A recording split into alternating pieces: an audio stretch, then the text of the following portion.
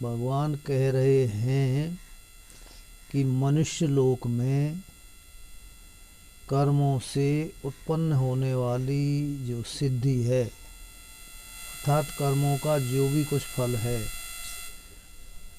वह शीघ्र ही प्राप्त हो जाता है। तो अब यहाँ संशय होता है कि मनुष्य लोक में ही वो कर्मों से प्राप्त होने वाली सिद्धि क्यों होती है, अन्य लोकों में क्यों नहीं होती। लोग तो बहुत हैं इसके अतिरिक्त होते हैं। तो उसके उत्तर में भगवान अभी कह रहे हैं, कहेंगे कि अन्य लोकों में वर्ण व्यवस्था नहीं है,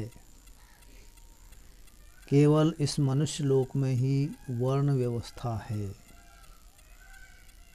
वर्ण व्यवस्था माने ब्राह्मण, क्षत्रिय, वैश्य, शूद्र, और उन चारों वर्णों के निर्धारित कर्म मैंने ही निश्चय किए हैं, बनाए हैं। क्यों बनाए हैं? बोला पूर्व सृष्टि में कभी मनुष्य शरीर के द्वारा जो उन्होंने कर्म किए थे, उन कर्मों और कर्मों से होने वाले जो सात्विक राजस तामस गुण हैं, अथवा सात्विक राजस तामस गुणों से होने वाले कर्म, दोनों का अन्योन्याश्रय संबंध है, कर्मों का और गुणों का। उसी के अनुसार उसी प्रकार के कर्म होते हैं, गुण के अनुसार होते हैं। तो उसके अनुसार मैंने मनुष्य लोक में वर्ण व्यवस्था बनाई है। इसलिए कर्म करने का अधिकार विशेष रूप से इसी लोक में है, अथवा और इस लोक में भी केवल मनुष्यों को ही कर्म का अधिकार है। कर्म का फल केवल मनुष्यों को ही मिलता है, और उस मनुष्य शरीर से कितना कीमती है, जो कर्म किए जाते हैं उन कर्मों के फल को भोगने के लिए मनुष्य शरीर से अतिरिक्त यहाँ जितने भी योनियां हैं वे, और लोक लोकांतरों का निर्माण भी उन्हीं कर्मों के फल को भुगतान करने के लिए हुआ है, केवल मनुष्य। तो अब कितना कीमती हो गया ये मनुष्य शरीर, ये है। तो अब भगवान कह रहे हैं कि चातुर्वर्ण्यम मया सृष्टम गुण कर्म विभागशः तस्य कर्तारमपि मां विद्धि कर्तारमव्ययम्। गुण और कर्म विभागशः, गुणों के और कर्म के विभाग पूर्वक चारों वर्णों की सृष्टि मैंने की है, और सृष्टि की रचना करने के बाद में भी अकर्ता हूँ। तो बोला रचना करने वाला तो कर्ता होता है। हाँ, अब यही तो वेदांत की भाषा टेढ़ी है, कर भी रहा हूँ और अकर्ता भी हूँ। कैसे समझे? करता भी हूँ और अकर्ता भी हूँ, तो बिल्कुल सही है, क्योंकि भगवान कभी झूठ थोड़ी बोल सकते हैं। तो इसको फिर अगले श्लोक में ज़्यादा खुलेगा, वहाँ खोलेंगे इसके लिए।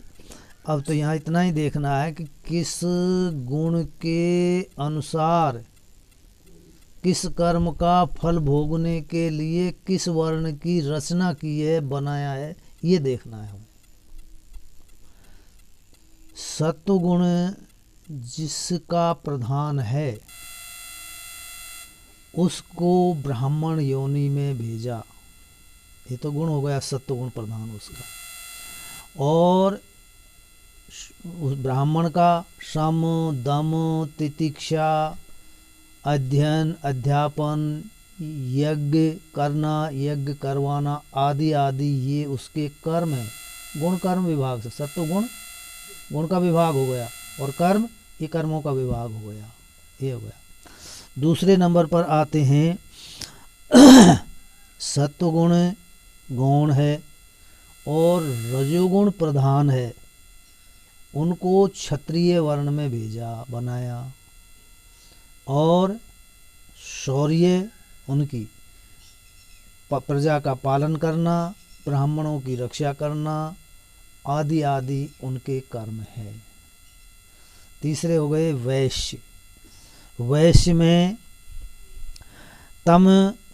तमोगुण गौण है और रजोगुण प्रधान है वैश्यों में, और कृषि व्यापार आदि उनके कर्म हैं। और फिर जिसमें रजोगुण गौण है और तमोगुण बढ़ा हुआ है, उनको शूद्र योनि में भेजा, और परिचर्या यानी सेवा शुश्रूषा ये उनका कर्म है। इस प्रकार से बनाया।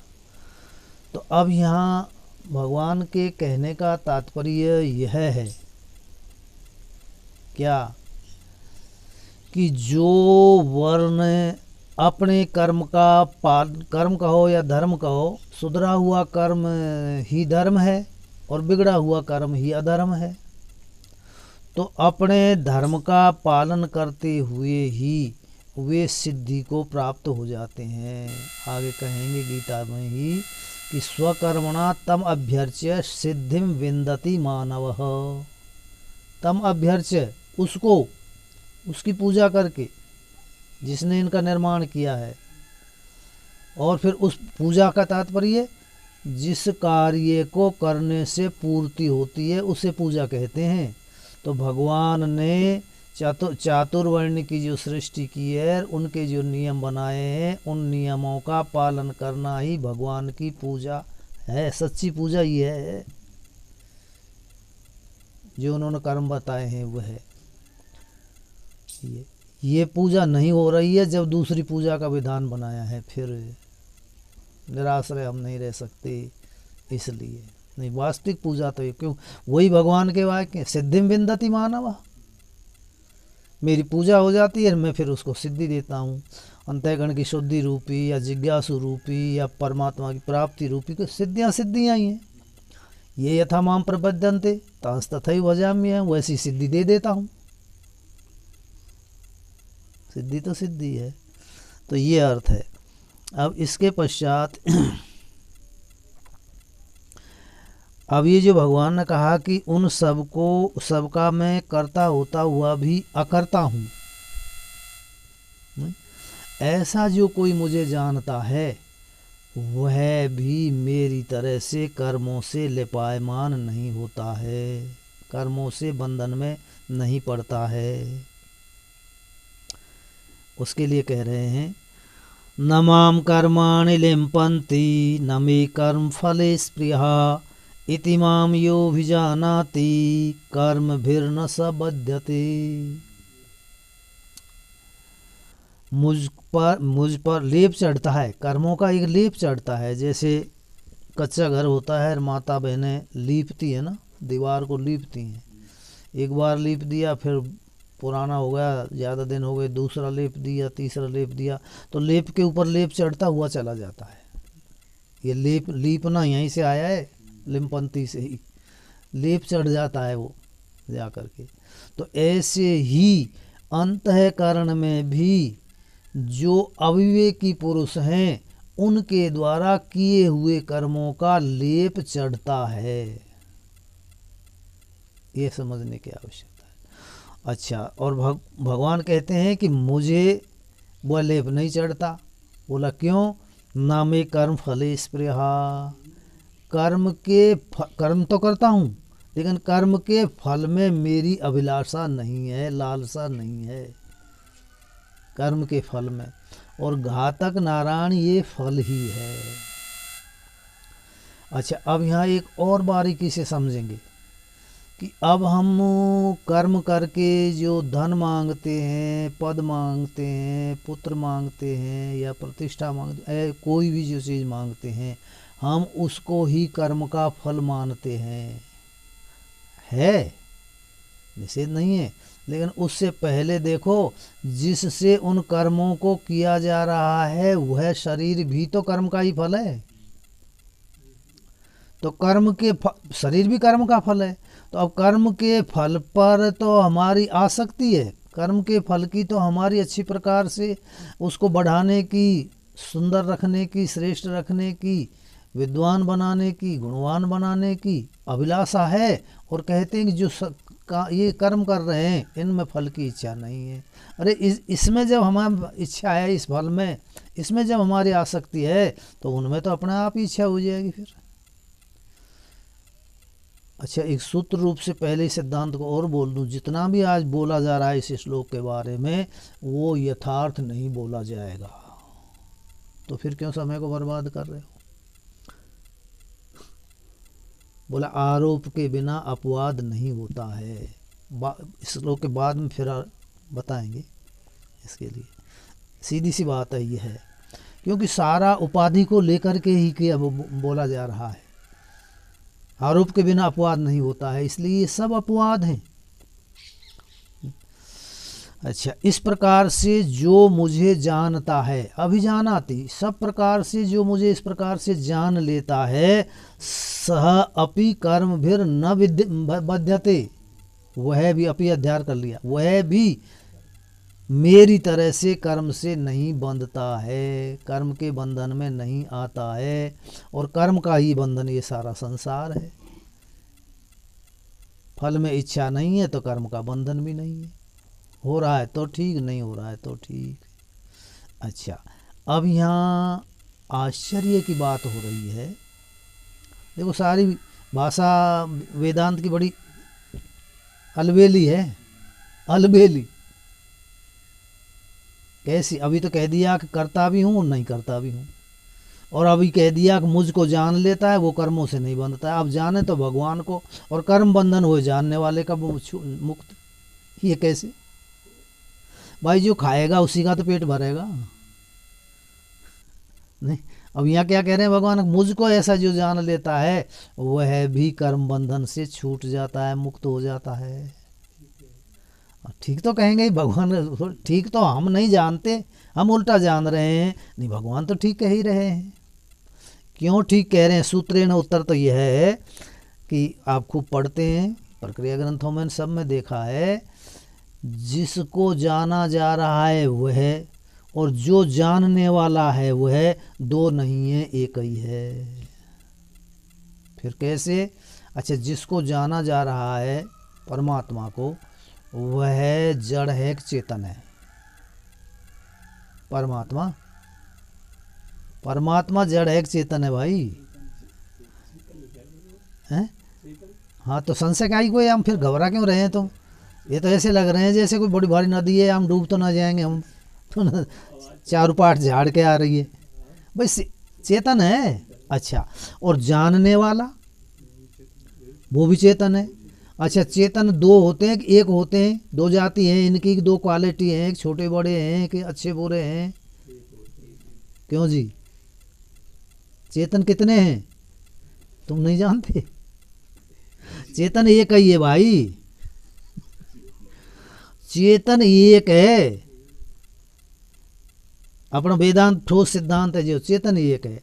तो फिर चेतन एक है तो जाना वह भी चेतन और जानने में आया वह भी चेतन, जानने वाला भी चेतन और जानने में आने वाला भी चेतन। चेतन एक ही है, दो नहीं। एक अर्थ। दूसरा अर्थ ये लो, जिस ज्ञान से जिसको जाना है वह कैसा है? ज्ञान स्वरूप। ये तो सुना होगा आपने, सत्यचित आनंद स्वरूप है, सत्यम ज्ञान अनंतम ब्रह्म। ये सुना है आपने, खूब पढ़ा है, जानते हो खूब। ज्ञान स्वरूप है ना। जिसको जाना है वो है, और जिससे जाना है, जिससे, जानने वाले को रहने दो पीछे, जिससे जाना है वह क्या है? ज्ञान है। कुछ ढीले ढीले से पढ़ रही है तो सीधा है भाई, जिस जानते हैं वही, उसी का तो नाम ज्ञान है। जिस शक्ति से जानते हैं उसका नाम ज्ञान है। घबराओ मत, और बिल्कुल अपनी घर की बात है। रोजाना की सब जगह की बात है, रोजाना हो रहा है। और यही बात जानने की है। तो जिससे जाना जाता है वह ज्ञान है, और जिसको जाना जा रहा है वो ज्ञान स्वरूप ही है। नहीं नहीं सही। तो फिर जानने वाला और जानने में आने वाला जो ज्ञान है वो दो है कि एक ही है? नहीं। तो अब जाने भगवान को और मुक्त हुए हम कर्म बंधन से, कितनी बढ़िया बात है। अब इस बात को निकाल दो कि हम और भगवान अलग अलग हैं, बस केवल इतना निकाल दो, केवल एक ही है। यही भगवान को जानना है। आगे सर, इस प्रकार से जो जान लेता है वह कर्म बंधन से मुक्त हो जाता है। अच्छा, और जी लीजिए, फिर ये खेल क्या है, बखेड़ाबाजी क्या है। एक दिन दोहा भी बताया आपको, ज्यों अविकृत कौन्तेय में राधा पुत्र प्रतीत, क्यों दोनों लेना है हमें। ज्यों अविकृत कौन्तेय में राधा पुत्र प्रतीत, चिदानंद घन ब्रह्म में जीव भाव ते ही रीत। अभी तो आपको उस दिन भी बताया, फिर कह दूं। जैसे कर्ण जो है वह कुंती का पुत्र था, लेकिन कुंती के पुत्र की कर्ण अपने आप में गंध भी नहीं मान रहा था, न दुनिया मान रही थी। ये कुंती का पुत्र है, नहीं किसका है? राधा का पुत्र है। करता भी हूं, करता भी, ध्यान देना। राधा का पुत्र। इसी प्रकार से इस जो चेतन घन परमात्मा है उसमें जीव भाव भी इसी प्रकार से राधा के पुत्र की तरह से है। नहीं, जीव नाम की कोई वस्तु नहीं है, लेकिन अनादिकाल की हमारी पड़ी हुई वासनाएं ही हम में जो शुद्ध है, अब बिल्कुल शुद्ध हैं, उसमें जीव भाव की कल्पना कर लेते हैं स्वयं ही।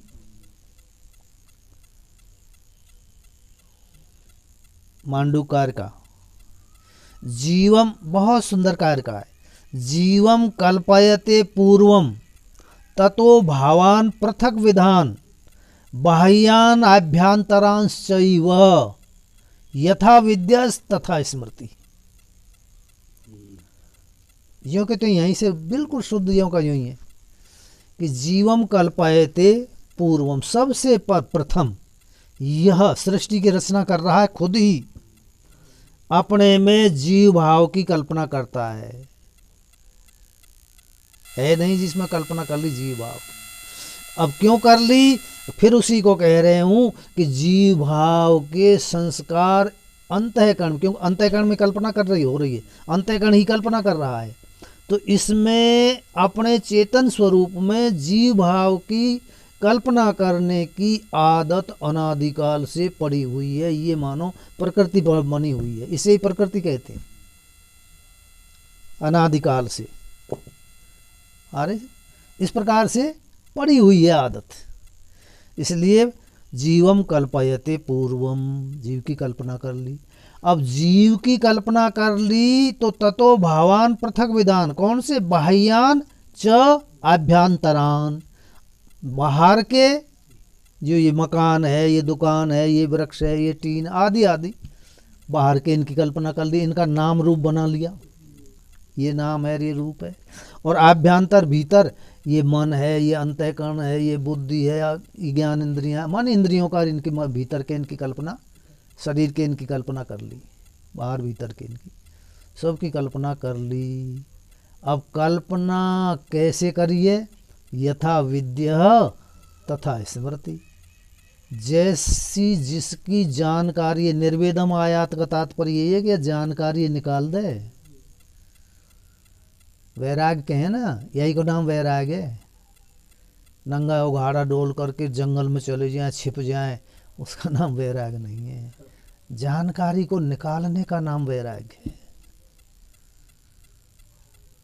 तो यथा विद्या जिसकी जैसी जानकारी है तथा स्मृति, इसी प्रकार से उसको उनकी याद आती है जानकारी के अनुरूप संसार की, पदार्थों की, धर्मों की, कर्मों की, संबंधों की, कुछ भी लगाओ सब जगह जाकर के याद आती है और फिर याद आकर के तद अनुरूपी क्रिया करता है। तो अब क्या, अब कौन कर रहा है? ये साभास अंतःकरण जिसमें हमने जीव भाव की कल्पना कर रही है वो कर रहा है ना, तो करता हो गया। और कौन नहीं कर रहा है? जो शुद्ध चेतन है जिसमें हमने कल्पना की है वो नहीं कर रहा है, तो मैं अकर्ता भी हो गया, मैं कर्ता भी हो गया, क्योंकि उस मैं में भी मैं हूं। हाँ, वाह में भी मैं हूं और उससे अलग भी मैं हूं। ये शुद्ध वेदांत है, ये इसके लिए सतर्क होकर के ध्यान दो। बहुत सुंदर पाठ है रोजाना का, ये आज का और भी ज़्यादा सुंदर है। अच्छा, जीव भाव की कल्पना कर ली। अब जैसी इसकी जानकारी है वैसी जा कर के उसको याद आई, वैसी उसने सृष्टि रच ली, सृष्टि की रचना कर ली, मानी सृष्टि बना ली। ऐसे ही तो कहेंगे, ना बनाई, बिल्कुल ना बनाई। तो स्वप्न में सृष्टि बनती है कि ना बने? हाथी, घोड़ा, ऊंट, भैंस सारे कुछ दिखे, गंगा जी, यमुना जी, गाड़ी, ट्रेन, जो कुछ भी है सब बनी हुई दिखती है ना। ट्रेन चल रही है, घोड़ा दौड़ रहा है, नहीं, मैं घोड़े के पीछे दौड़ रहा हूँ, मैं घोड़े पर बैठ करके जा रहा हूँ, और फिर सो को रहे तो